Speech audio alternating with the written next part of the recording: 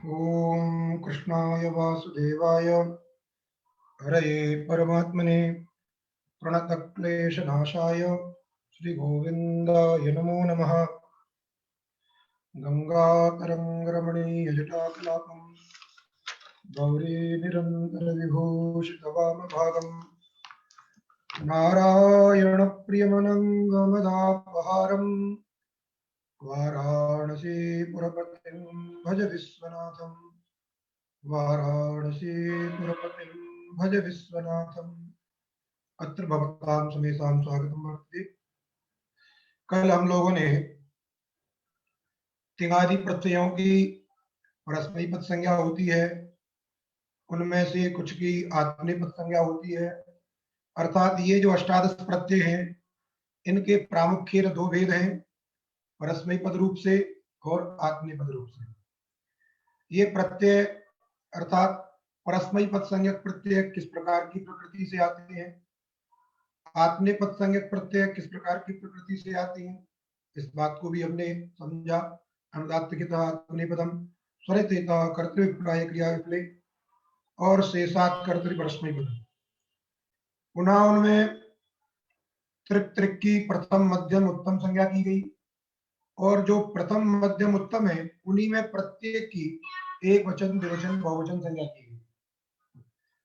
इतना करने के बाद अब वो प्रथम मध्यम और उत्तम किस परिस्थिति में कैसे होते हैं, इसको बताने के लिए आज सूत्र है युष्मद्युपपदे समानाधिकरणे स्थानिन्यपि मध्यमः। युष्मद्युपपदे अर्थात युष्मदी उपपदे, युष्मद शब्द के उपपद में रहने पर कैसा युष्मद शब्द होना चाहिए, तो उसका विशेषण है समानाधिकरणे।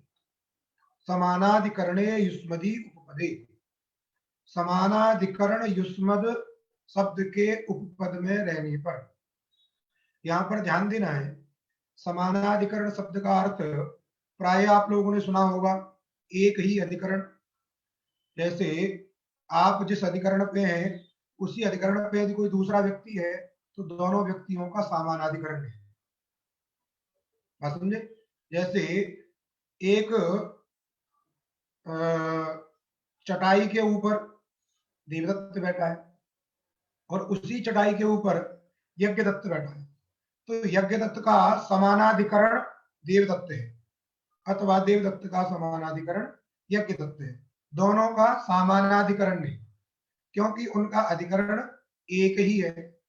तो इस प्रकार स्थान विशेष में, समान स्थान विशेष में आप लोगों ने समानाधिकरण शब्द को सुना होगा, लेकिन यहां पर जो समानाधिकरण शब्द है इसका अर्थ समान देश नहीं है, अपितु समान अर्थ है। जिन दो शब्दों का अर्थ भी समान होता है उनमें भी समानाधिकरण होता है, अर्थात वे भी समानाधिकरण होते हैं। जैसे युष्मद का समानाधिकरण, बात समझे कि नहीं, वो किसमें होगा? तिंग में। युष्मद का समानाधिकरण कौन है? तिंग है। तिंग का समानाधिकरण किसमें है? युष्मद में। यदि ऐसी स्थिति है तभी मध्यम पुरुष होता है, अर्थात समानार्थकता, एकार्थवाचकत्व। युष्मद शब्द का जो अर्थ हो वही तिंग का अर्थ हो, जो तिंग का अर्थ हो वही युष्मद शब्द का अर्थ हो। उसी को कहा तिंग वाच्य कारक वाचनी युष्मदी। बात समझ में आई? समानाधिकरणे युष्मदी शब्द का अर्थ हो गया तिंग वाच्य कारक वाचनी युष्मदी, ये इस शब्द का अर्थ हुआ। तिंग का जो वाच्य, तिंग के वाच्य क्या है? कर्ता कर्म क्रिया, यही तो तिंग के वाच्य हैं। तो तिंग का वाच्य जो भी हो, अर्थात जिस अर्थ में तिंग प्रत्यय आया हो, जिस अर्थ में तिंग प्रत्यय आया हो। जैसे लकार कर्ता में होते हैं, कर्म में होते हैं अथवा भाव में होते हैं, तो जिस अर्थ में होते हैं वही तिंग का अर्थ होता है। यदि कर्तरी लकार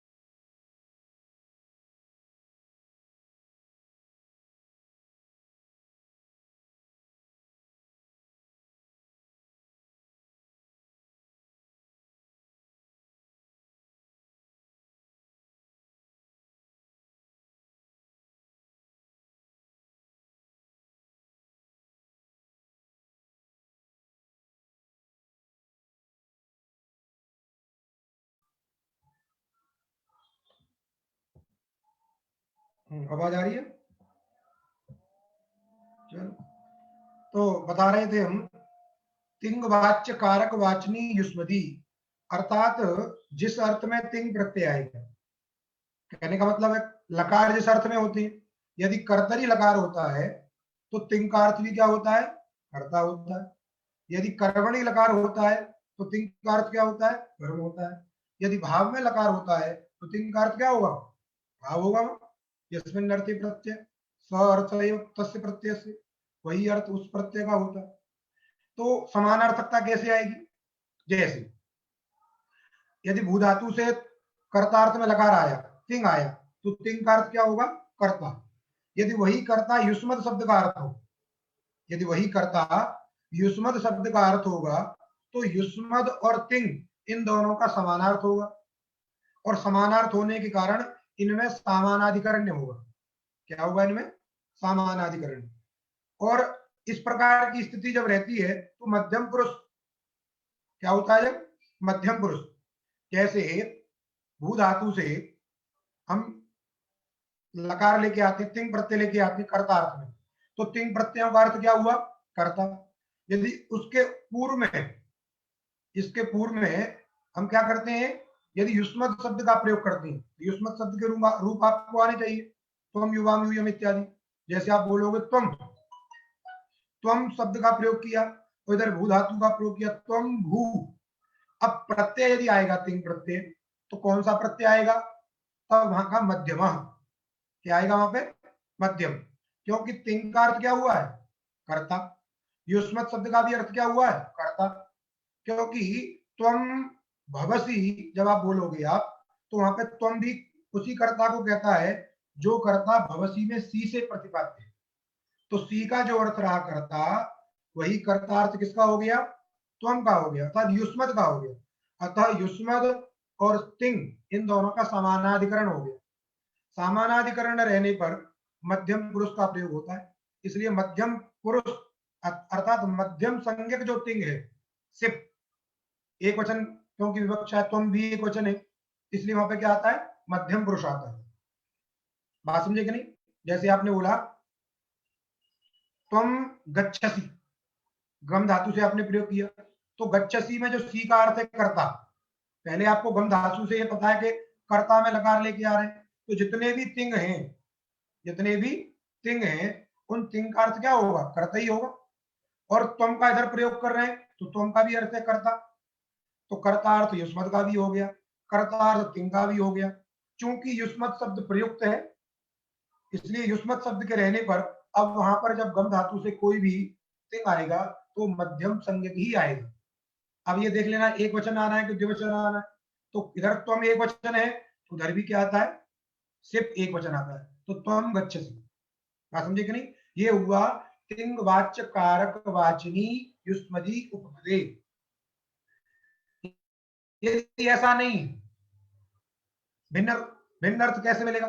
आप कहते हो कि ये आपने उदाहरण दिया समानाधिकरण का, ऐसा कोई उदाहरण दीजिए जहां समानाधिकरण ना हो। जैसे आपने प्रयोग किया देवदत्त त्वाम पश्यति, देवदत्त त्वाम पश्यति, ऐसा जब प्रयोग करते हैं तो पश्यति में जो ती है, उस ती का अर्थ क्या है? कर्ता। और इस वाक्य में जो युष्मद शब्द प्रयुक्त है त्वाम, उसका अर्थ कर्ता नहीं है, उसका अर्थ क्या है? कर्म। वह कर्ता को कौन बता रहा है? देवदत्त। तो देवदत्त कर्ता को कह रहा है, युष्मद कर्ता को नहीं कह रहा है। इसलिए युष्मद शब्द तिंग वाच्य कारक वाची नहीं है। तो उसके रहने पर भी, इस प्रकार के युष्मत शब्द के रहने पर भी जो दृश्य धातु है, उस दृश्य धातु से मध्यम संज्ञक प्रत्यय नहीं आएंगे, मध्यम संज्ञक प्रत्यय नहीं आएंगे। बात समझ में आई? आपने प्रयोग किया देवदत्त त्वाम पश्यति, तो यदि युष्मद शब्द को आप कर्मत्वेन प्रयुक्त करते हैं और उधर यदि मध्यम पुरुष लाने की चेष्टा करते हैं, तो ये सूत्र आपको आज्ञा नहीं देता है। ये कहेगा कि जब युष्मद शब्द और तिंग ये दोनों एक ही अर्थ को कहेंगे, जैसे तुम देवदत्तम पश्यसि ऐसा प्रयोग करते हो, यदि आप तुम देवदत्त को देखते हो, तो तुम का अर्थ भी करता है और पश्यसि में जो तिंग है उसका अर्थ भी करता है। तो समानाधिकरण रहने के कारण यहाँ पर क्या होता है? मध्यम पुरुष। बात समझ में आई कि नहीं? अब आप कहोगे आप तो प्रयोग पहले सिर्फ आ गया तब कह रहे हो मध्यम पुरुष होता है, तो ये पहले ही आपको प्रक्रिया बनानी है। जब आप इधर त्वम का प्रयोग कर रहे हो कर्ता के रूप में, त्वम और धातु लाए त्वम भू, अब आपको चिंता करनी है कि भू से कौन सा तिंग प्रत्यय लेके आना है, प्रथम संज्ञक लेके आना है, मध्यम संज्ञक लेके आना है कि उत्तम संज्ञक लेके आना है। तो आप यहाँ पे विचार करिए, त्वम किसको कह रहा है, कर्ता को कह रहा है, भू क्रिया है वहां। अब जितने भी प्रत्यय वो सब कर्ता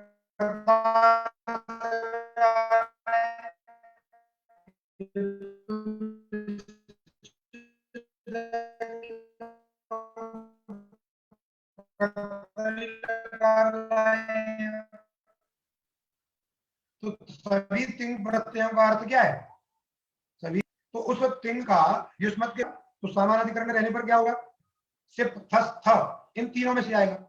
अब तो चूंकि एक क्वेश्चन का करता है,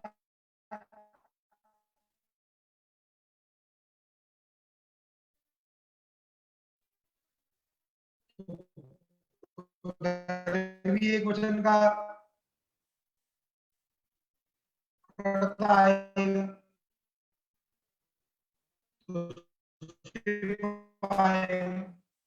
यदि उधर त्वम के साथ द्विवचन द्विवचन जो है करता आता, थस आता, उधर बहुवचन होता यूयम, तो उधर भी जो है बहुवचन होता था। इस प्रकार समानाधिकरण बनाया जाता है। तो ये तो हुई युष्मदी प्रयुज्यमानी, युष्मत शब्द रहे तो यहाँ पश्यसी में जो सी है अर्थात दृश्य धातु से जो भी शब्द का भी अर्थ करता है, अतः समानाधिकरण रहने पर यहाँ पे क्या होगा, मध्यम संज्ञक ही प्रत्यय आएंगे धातु से। अब इधर एक वचन है, उधर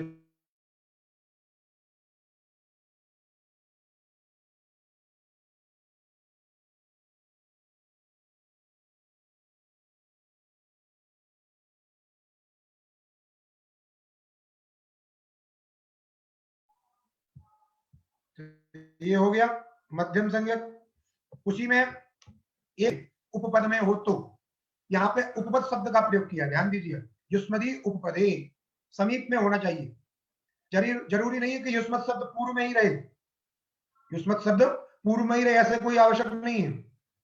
पश्यसी त्वम उत्तर में भी रह सकता है, व्यवहित भी रह सकता है, जैसे त्वम चित्रम पश्यसी आप प्रयोग करते हो, आप कह सकते हो चित्रम त्वम पश्यसी, पश्यसी चित्रम त्वम, कहीं भी रह सकता है, समीप में होना चाहिए बस।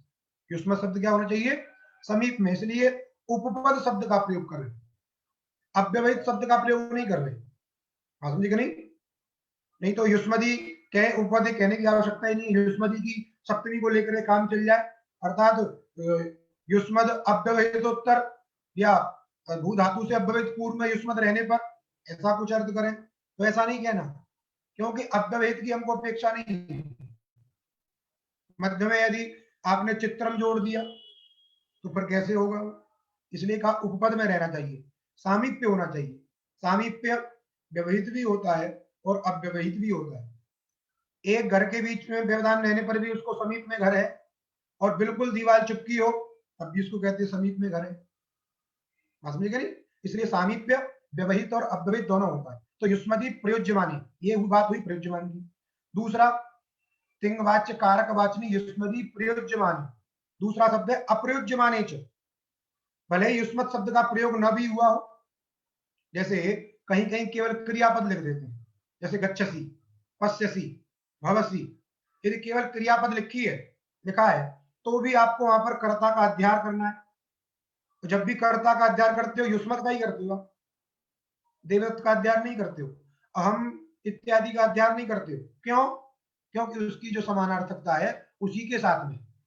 तो युष्मत शब्द चाहे प्रयुक्त हो अथवा ना हो, गम्यमान भी यदि है, यदि क्या है, गम्यमान है, प्रयुक्त नहीं है, उच्चरित नहीं है, तब भी, बात समझे नहीं, तब भी क्या होता है, मध्यम संज्ञक प्रत्यय हो जाते हैं। इसलिए कहा तिंग वाच्य कारक वाचनी युष्मदी प्रयोज्यमाने, प्रयोज्यमान शब्द का तात्पर्य उच्चारणे, समझे कि नहीं, अप्रयोज्यमाने अनुच्चारणे च, यदि युष्मत शब्द प्रयुक्त है तब भी मध्यम पुरुष, नहीं भी है अर्थ तो गम्यमान है, आपका भाव वही है, बात समझे कि नहीं। तब भी आपको वहां पे क्या करना है, मध्यम करना है।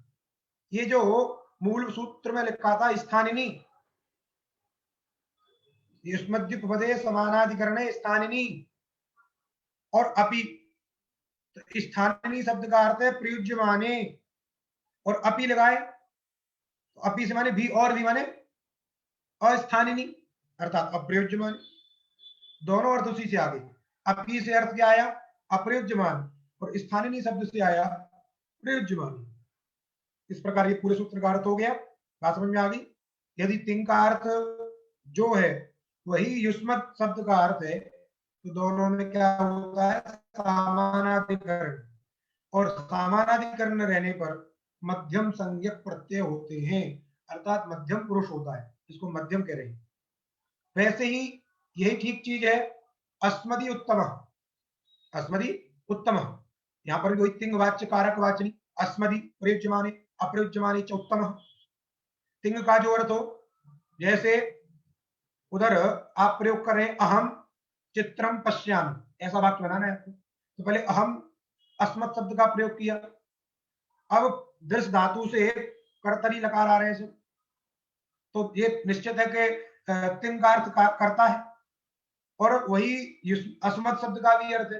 अस्मद और तिंग का समानार्थकता है, समानार्थकता रहने पर समानाधिकरण है, और समानाधिकरण रहने पर क्या होगा, उत्तम पुरुष अर्थात उत्तम संज्ञक प्रत्यय आएंगे, तो वहां पर दृश धातु से उत्तम संज्ञक जो मिप बस मस्त है वही आती है। अब एक वचन द्विवचन बहुवचन की विवक्षा आपके अधीन है, एक वचन है तो वहां पे पश्यामी हो जाता है, अहम चित्रम पश्यामी। जहां पर समानाधिकरण नहीं है, जैसे देवदत्त माम, देवदत्त माम पश्यति, पश्यति, देवदत्त माम पश्यति। अब यहां पर देखिए कर्ता किसका अर्थ है, देवदत्त का, अस्मत् शब्द का अर्थ करता नहीं, और जो तिंग प्रत्यार उनका अर्थ करता है, तो उस कर्ता का समानाधिकरण है देवदत्त के साथ में, किसके साथ में है, देवदत्त के साथ, अस्मद शब्द के साथ में उसका समानाधिकरण नहीं है। अतः अस्मद शब्द के साथ में समानाधिकरण न रहने के कारण वहां पर उत्तम संज्ञक प्रत्यय नहीं आती। क्यों, क्योंकि अस्मद शब्द वहां पर कर्म अर्थ का बोध करा रहा है, देवदत्त माम, माम, तो माम कहने से अस्मत् शब्द से प्रयोज्य क्या है, कर्म, कर्ता नहीं, जबकि जो तिंग प्रत्यय है उनका अर्थ क्या है, कर्ता, इसलिए विभिन्न अर्थ हो गया, ये वैयधिकरण्य हो गया। अतः वैयधिकरण्य होने पर उत्तम संज्ञक प्रत्यय नहीं आएंगे, तो वहां पर न युष्मद के साथ में समानाधिकरण है, न अस्मद के साथ समानाधिकरण है। जब इन दोनों के साथ में समानाधिकरण नहीं होता है तो कौन आता है, से प्रथम, समझे कि नहीं, उसी को आगे कहा है, जो मध्यम और उत्तम का विषय नहीं, अर्थात जिस तिंग का समानाधिकरण युष्मद के साथ में नहीं है अथवा अस्मद के साथ में नहीं है, वहां सर्वत्र क्या होता है, प्रथम संज्ञक प्रत्यय आते हैं, प्रथम पुरुष होता है। तो जब युष्मद नहीं रहेगा समानाधिकरण के रूप में, अस्मदर्थ नहीं रहेगा, तो वहां पर चाहे वो कोई भी नाम हो, देवदत्त हो, सह हो, भगवान इत्यादि कुछ भी शब्द का प्रयोग करें, युष्मद और अस्मद से अतिरिक्त, युष्मद और अस्मद से अतिरिक्त किसी का भी प्रयोग करें हम, वहां सर्वत्र क्या होता है, प्रथम संज्ञक प्रत्यय होते हैं। इसलिए एक कहावत प्रचलित है, हम उत्तम, हम पाणिनि जी ने क्या किया, प्रत्येक व्यक्ति को उत्तम बनाया, किसी व्यक्ति को अधम नहीं बनाया।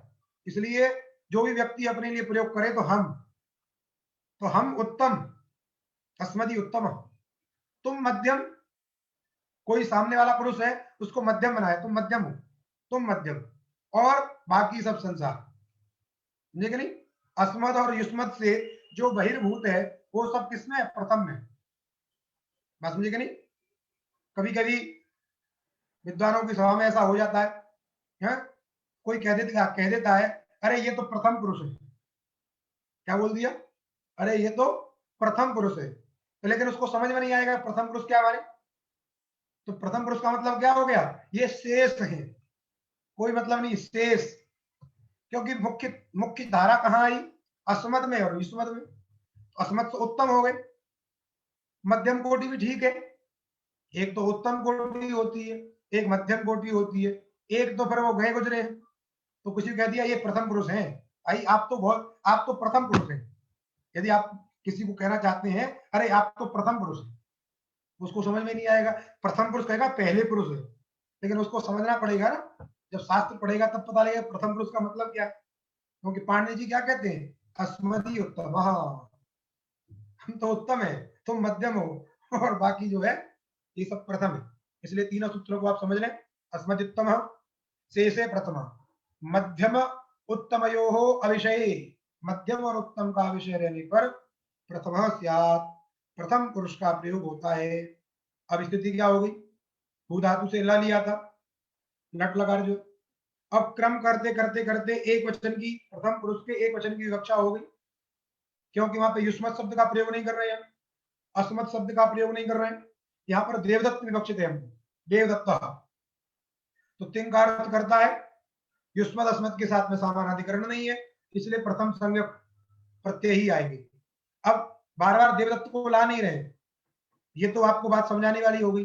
अब बस केवल भू धातु से एक वचन, प्रथम पुरुष एक वचन की विवक्षा में क्या किया हमने, टिप कर दिया। तो क्या बन गया, भू टिप, ल के स्थान पर क्या कर दिया, टिप, और टिप में पकार की संज्ञा कर दी, तो क्या बन गया, भूति। उसी को कहा भूति इति जाते। ये भूति इस प्रकार की स्थिति बनने पर आगे सूत्र आया, तिंसित सार्वधातुकम, तिंसित सार्वधातुकम, तिंग सितश्च धात्वधिकारोक्ता एतत् संज्ञाः स्युः, धात्वधिकारोक्ता तिंग सितश्च, धातु के अधिकार में उपकर्ता कथित, जो कौन, तिंग प्रत्यय और शित प्रत्यय। तो धातु का अधिकार माने ये तृतीय अध्याय का सूत्र है धातो, उस धातो सूत्र के अधिकार में आने वाले जो तिंग प्रत्यय, तो तिंग में पूरे 18 आते हैं, तिंग में कौन आते हैं पूरे 18, जब तंग कहते हैं तो केवल 9, बात समझे कि नहीं, तिंग कहने का मतलब है 18 और तंग कहने का मतलब है 9, तो पूरे तिंग प्रत्ययों की, पूरे 18 प्रत्ययों की क्या होती है, सार्वधातुक संज्ञा होती है।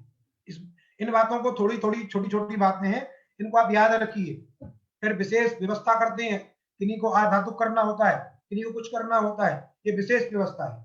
पहले ये सूत्र कह रहा है तिंग सार्वधातुकम, तिंग प्रत्यय और शित सकारित संज्ञक जो भी होगा प्रत्यय, लेकिन धातु के अधिकार में होना चाहिए। क्या होना चाहिए, धातु के अधिकार में।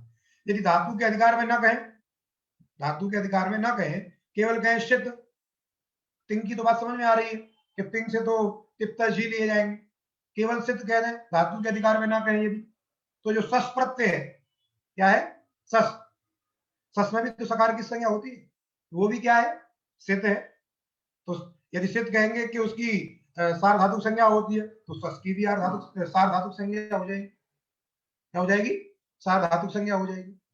बोले हो जाएगी तो आपत्ति क्या है, हो जाएगी तो आपत्ति क्या है, तो आपत्तियां तो आ सकती जब कुछ विच प्रत्यांत इत्यादि शब्दों से कुछ कार्य करने चलेंगे, तो उन विच प्रत्यांत के प्रत्यांत शब्दों में धातु तो बना रहता है, उस धातु के लिए कोई कार्य भी हो सकता है, सपादि कदाचित हो सकते हैं, तो ये सारी दिक्कतें आ सकती हैं, इसलिए हमको यहाँ पर धात्वधिकार भी कहना है। इसलिए कह दिया तिंग सितश्च धात्वधिकारोक्ता एतत् संज्ञा स्यु, उन सब की सार्वधातुक संज्ञा होती है।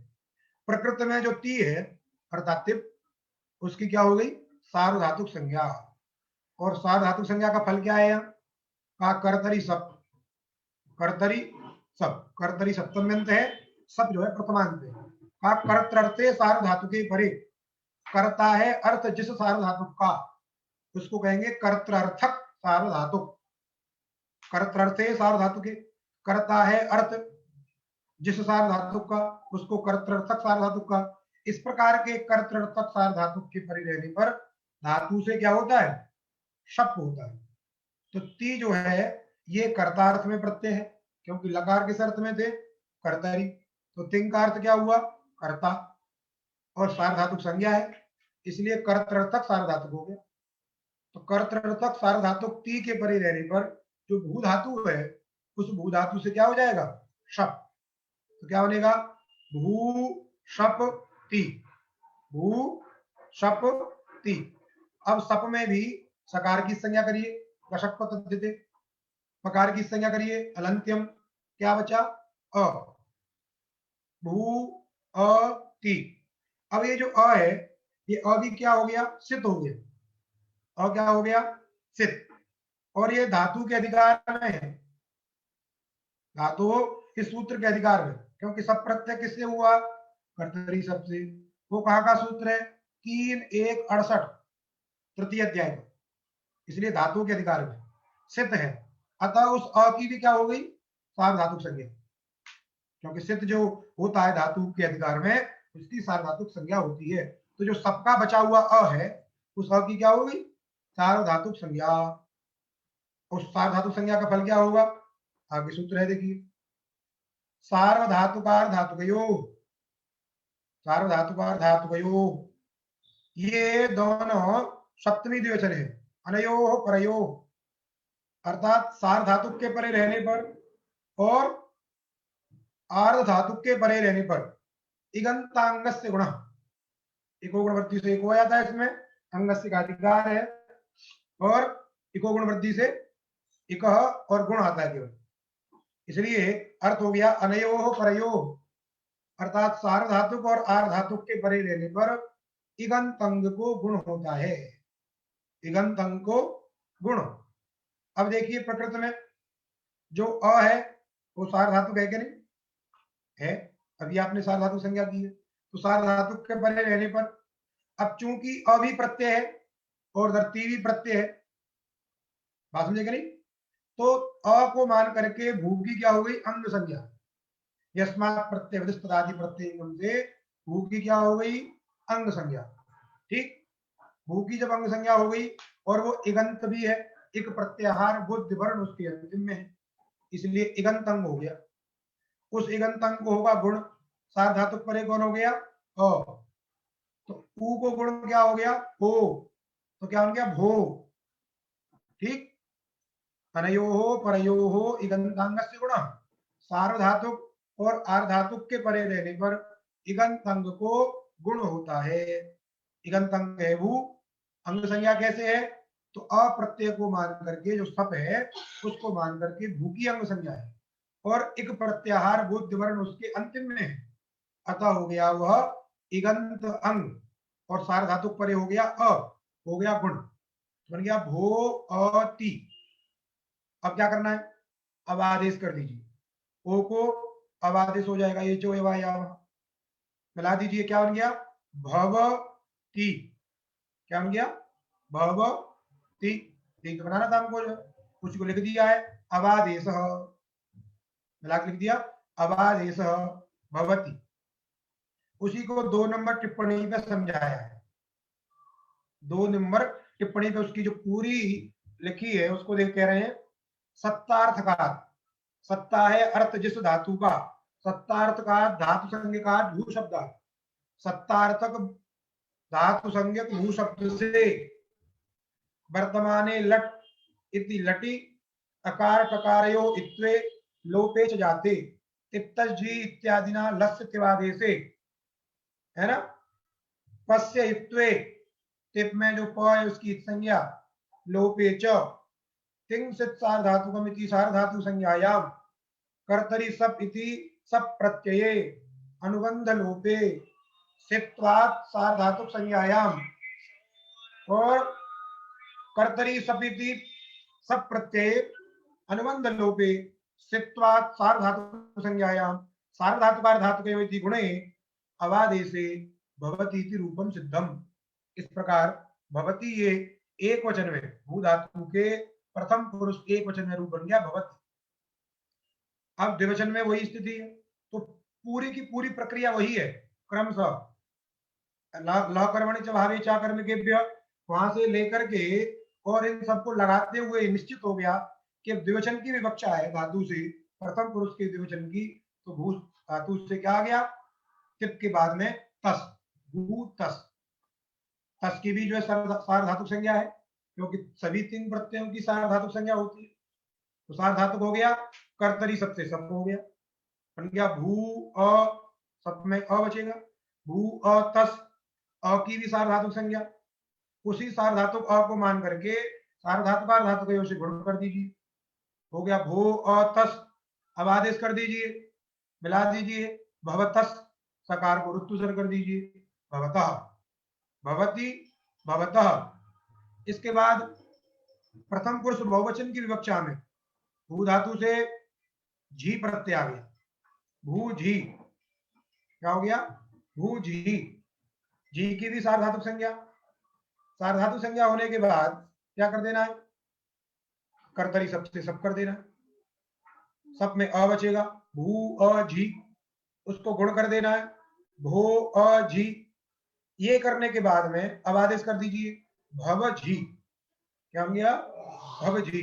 अब लगाइए जोन्तः, प्रत्ययावयवस्य झस्य अंतादेश, समझे कि नहीं, प्रत्यय का अवयव, प्रत्यय का अवयव जो झ, प्रत्यय कौन है, झी, ध्यान दीजिए, प्रत्यय संज्ञा किसकी है, झी की, उसका अवयव कौन है, झ, उस झ के स्थान पे क्या करना है, अंतादेश, अंत, केवल झ के स्थान पे अंत है, उसमें ई अवशिष्ट रहेगा, जब अंत रहेगा ई मिल जाएगा तो अंति, क्या हो जाएगा उधर, अंति।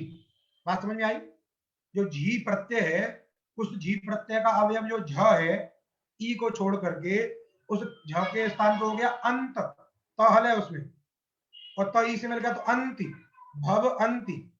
अब भव में जो व में अ है और अंति का जो अ है उसको कर दीजिए अतो होने से पर रूप,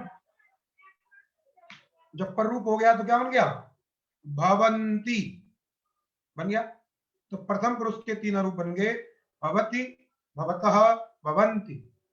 इसके बाद वही मध्यम पुरुष की विवक्षा होने पर, क्योंकि वहां पे ये समझना है कि युष्मत शब्द का सामानाधिकरण है, युष्मत शब्द प्रयुक्त है तो वहां त्वम का प्रयोग होगा, लेकिन यहाँ पर केवल हम तो केवल रूप सिद्धि के मात्र से चल रहे हैं।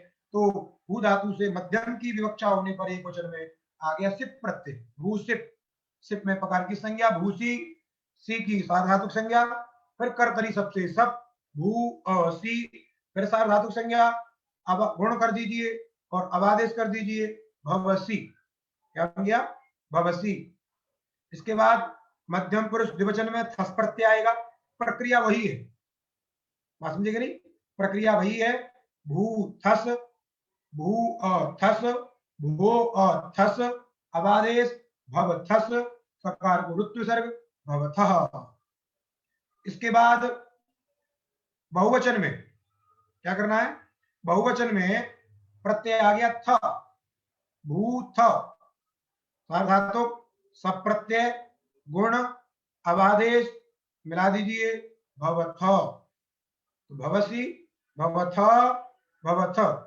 दोनों में अंतर क्या है, जो द्विवचन है उसमें थस है सकार, उसको ऋत्व विसर्ग होता है तो भवथ ऐसे विसर्ग है उसमें, और बहुवचन में केवल थ है तो वहां विसर्ग नहीं, भवथ, तो भवथ और भवथ अंतर है दोनों, ध्यान देना है आपको, बोलते समय भी ध्यान देना। अब उत्तम पुरुष की विवक्षा में भू शब्द से एक वचन में उत्तम पुरुष में आ गया मिप, प्रकार की संज्ञा भूमि, सार्वधातुक संज्ञा कर्तरी सबसे सब कर लीजिए, भू अमी, गुण कर दीजिए, आदेश कर दीजिए भवमी, क्या बन गया, भवमी।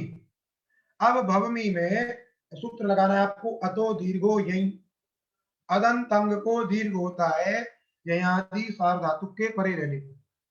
देखिए अदंत अंग कौन है, भव, भव ये क्या है, अदंत अंग है। अंग संज्ञा कैसे है, अंग संज्ञा मी को मान करके भव की है, जैसे सप को मान करके भू की अंग संज्ञा थी, वैसे ही ती को मान करके, मी को मान करके भव की अंग संज्ञा है। विकर्ण विशिष्ट की भी अंग संज्ञा होती है, विकर्ण विशिष्ट की भी क्या होती है, अंग संज्ञा होती है, बात समझेगा नहीं। जब सिद्धांत कौमुदी आप पढ़ोगे तो वहां पर यस्मात् प्रत्यवदिष्पदादि प्रत्ययंगम में बताया जाएगा। तो भव की भी क्या है, अंग संज्ञा है, अदंत है ही है। इसलिए अदंत अंग हो गया भव, उसको दीर्घ होता है, अर्थात अदंत अंग के अंत को दीर्घ होता है। तो भाव में जो भाव में अ है उसको दीर्घ हो जाएगा। ययादि सार धातु कौन है? मी, म। मी जो है ययादि है और सार धातु है, इसलिए ययादि सार धातु मी के परे रहने पर अदंत अंग भव को हो गया दीर्घ, बन गया भवाम, बन गया भवाम। वैसे ही उत्तम पुरुष द्विवचन में भू शब्द से आया वस प्रत्यय में भू वस, और सार धातु संज्ञा करिए, सब करिए, गुण करिए, अवादेश करिए, भव वस और अदंत अंग को दीर्घ कर दीजिए, अतो दीर्घो यही भवावस, सकार गुरुत्व सर्ग भवावह।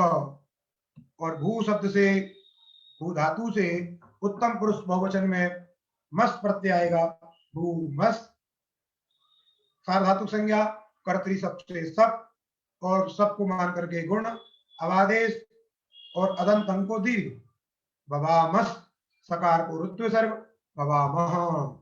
इस प्रकार ये भू धातु के वर्तमान काल के जिसको हम लट लकार बोलते हैं, ये लट लकार के प्रयोग हो गए। अब इनके साथ में किस किस कर्ता का प्रयोग होता है उनको यहां पर लिख के बता रहे हैं। जैसे प्रथम पुरुष की यदि क्रिया रहती है तो वहां पर युष्मद और अस्मद का कर्तृत्व प्रयोग नहीं होगा। बात समझ में आई? यदि प्रथम पुरुष की क्रिया है तो वहां पर युष्मद का, कर्ता में कर्तरी लकार रहने पर युष्मद का और अस्मद का कर्तृत्व प्रयोग नहीं होगा, उससे अतिरिक्त ही होगा। जैसे सह, तत्शब्द का प्रयोग कर दिया तो सह भवति, क्या बन गया? सह भवति। तौ भवतः द्विवचन का प्रयोग है, भवतः द्विवचन की क्रिया है, इसलिए तौ भी द्विवचन का करता है, इसलिए तौ भवतः। ते भवन्ति बहुवचन में, सह तौ ते, उधर भी बन गया भवति भवतः भवन्ति। अब मध्यम में चूंकि युष्मत शब्द का प्रयोग होता है इसलिए त्वम, त्वम भवसि, त्वम भवसि। युवाम द्विवचन में, त्वम युवाम यूयम, इधर ऐसा, तो त्वम भवसि, युवाम भवथः, यूयम भवथः। और उत्तम पुरुष में अस्मत् शब्द का प्रयोग होता है, उधर अहम आवाम वयम, उधर के साथ भी देखिए अहम भवामी, आवाम हम दोनों होते हैं, ये हम दोनों की सत्ता है तो आवाम भवावह और वयम भवामः। यदि सभी लोगों की सत्ता बतानी है तो वयम भवाम, वयम भवामः। अब हमने कहा कि युष्मद और अस्मद से अतिरिक्त, ध्यान दीजिए पुनः इसलिए हम बात में जोर दे रहे हैं, युष्मद और अस्मद शब्द से अतिरिक्त किसी भी शब्द का यदि प्रयोग है तो वहां सब जगह प्रथम पुरुष की ही क्रिया है। बात समझ में आ गई? युष्मद के साथ में हमेशा मध्यम पुरुष की यदि समानाधिकरण है तो, तभी कह रहे हैं हम, यदि युष्मद शब्द का उधर क्रिया से आने वाले प्रत्यय के साथ में समानाधिकरण है तो वह मध्यम पुरुष आएगा। यदि अस्मत् शब्द के साथ में समानाधिकरण है तो उत्तम पुरुष आएगा। यदि इन दोनों से अतिरिक्त तो कोई भी दुनिया का शब्द है, दुनिया का कोई भी शब्द है तो वहां पर प्रथम पुरुष की ही क्रिया आएगी। जैसे कोई पूछ रहे हैं भगवान के साथ में कौन आएगा, भगवान के साथ में प्रथम पुरुष की ही क्रिया आएगी, क्योंकि न भगवान युष्मत शब्द है और न ही भगवान अस्मत् शब्द है। चाहे भगवान शब्द का अर्थ ही वो क्यों ना हो, भगवान के तुम शब्द के लिए भी भगवान शब्द का प्रयोग करते हैं, युष्मत शब्द का भी वही अर्थ है, लेकिन फिर भी युष्मत शब्दतः हमको चाहिए, अर्थतः नहीं, शब्दतः। इसलिए भगवान के साथ में क्या आएगी, कौन सी क्रिया आएगी, प्रथम पुरुष की। तो भगवान भवति, ऐसा भी बोल सकते हैं, भगवान भवन्तौ भवन्तः, भगवान भवन्तौ भवन्तः, ऐसे यहां पे बन जाएगा। तो भवति भवतः भवन्ति, जैसे स तौ ते, तो युष्मत और अस्मत को छोड़ करके सभी के साथ में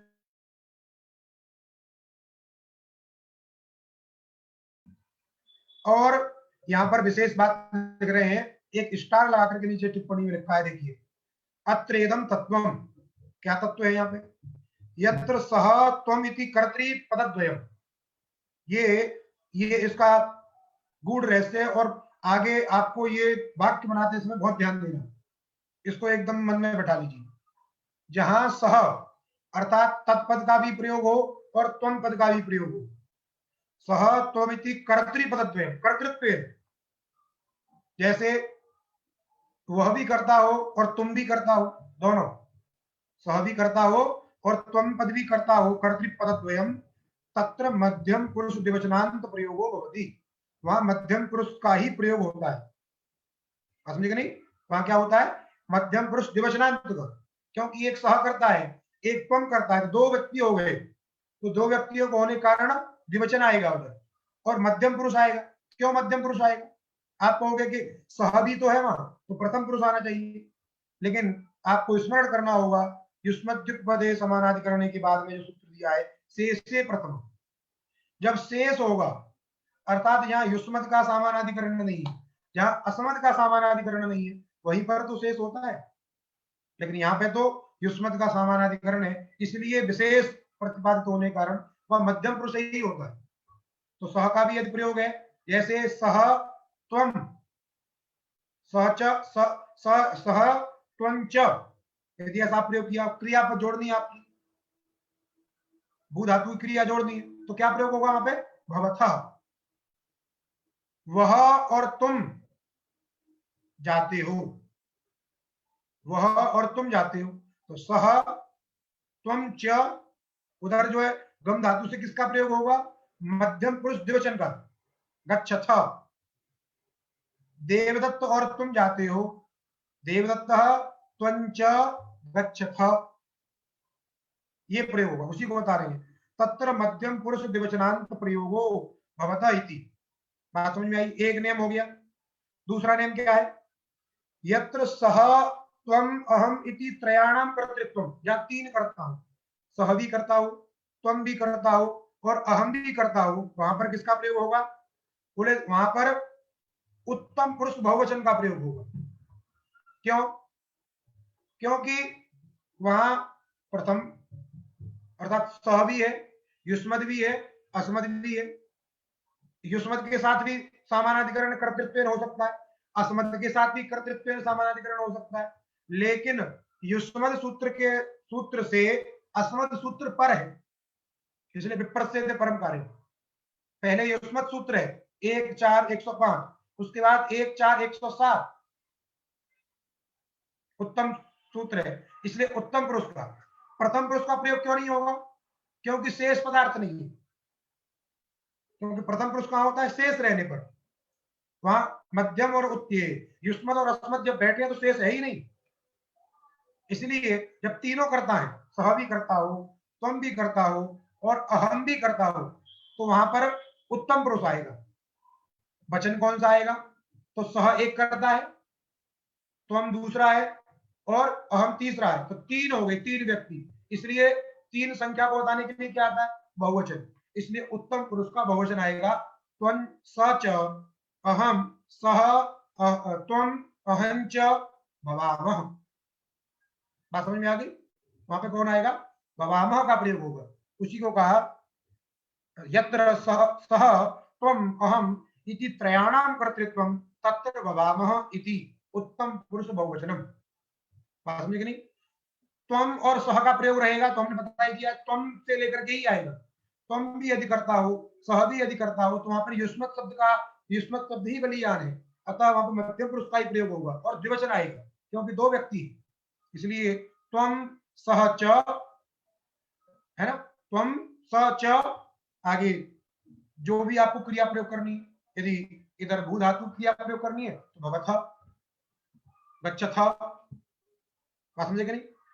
अब देखिए, एवं त्वम अहम इत्यनयोः कर्तृत्वे भवावः इति, जहां युष्मत शब्द का करता हो और अस्मत् शब्द करता हो, वहां पर अस्मत् शब्द बलियान है, इसलिए अस्मत् को लेकर के ही क्रिया आती है, उत्तम पुरुष आएगा।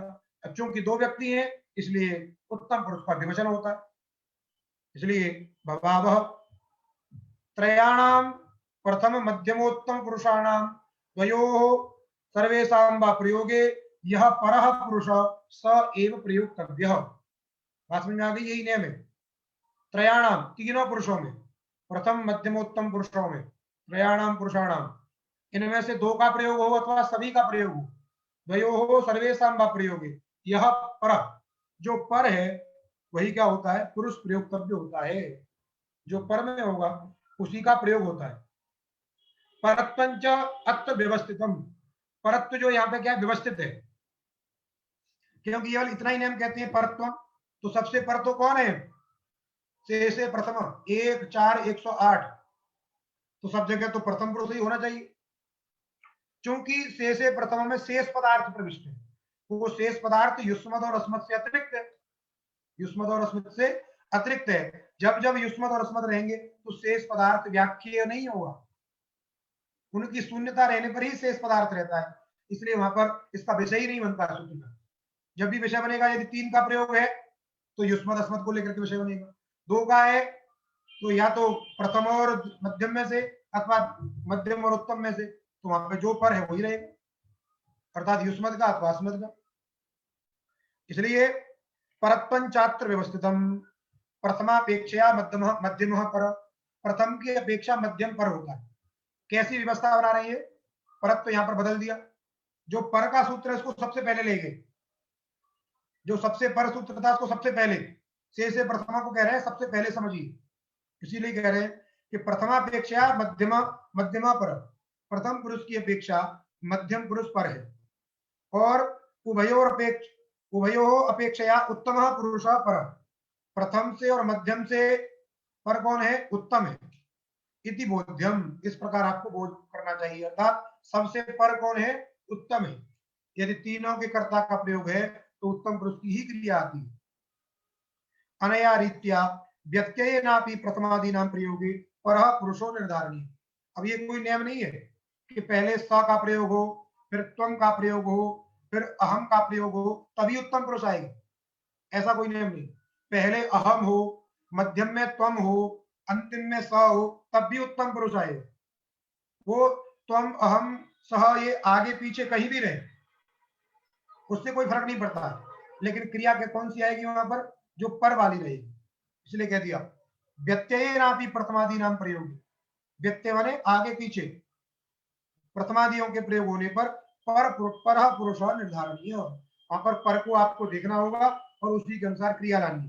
तथा च अहम त्वं स च इत्येवं कर्तृपद प्रयोगे भी भवामः इत्येव क्रिया, इस प्रकार का प्रयोग रहने पर भी भवामः उत्तम पुरुष की क्रिया ही आएगी, क्योंकि व्यक्ति 3 है, अर्थात 3 संख्या को बताने के लिए बहुवचन आएगा, इसलिए भवामः, ये इसका रहस्य है। अब आगे लिट लकार की व्यवस्था हम कल करेंगे। आज का पाठ यही समाप्त होगा, और किसी कोई विशेष संदेह हो तो वैसे पूछ सकता है।